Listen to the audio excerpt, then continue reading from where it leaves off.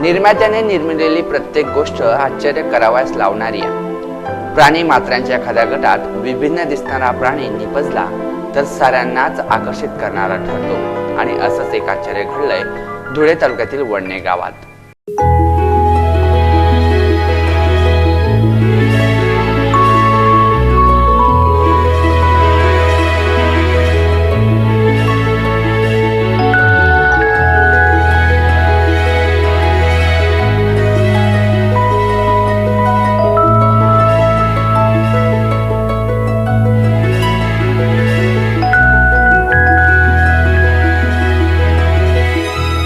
आपण पाहत असलेला हा प्राणी नेमका कोणता?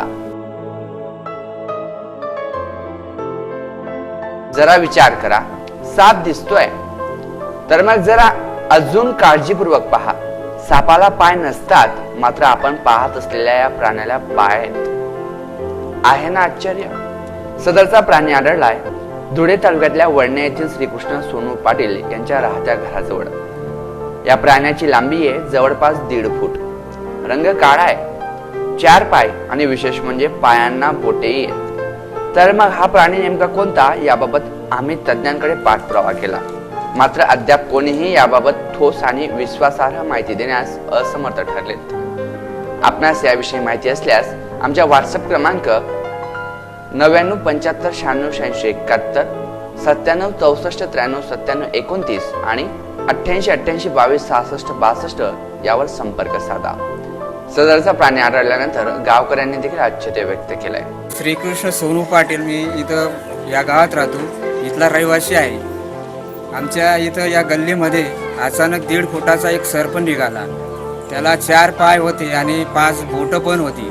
दिसायला काळसर रंगाचा होता आणि 1.5 फुटाचा तो साप, मात्र हा साप म्हणावा का कुठला वेगळा प्राणी म्हणावा, परंतु हा साप असावा किंवा नसावा हे सगळ्यांना आश्चर्य वाटत होते।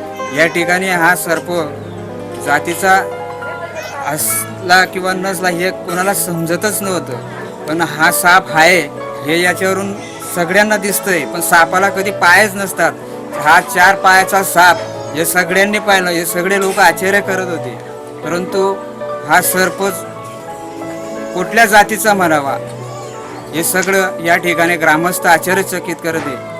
प्रतिनिधी समाधान भामरेसह वैभव भामरे, लोकवाणी न्यूज, धुळे।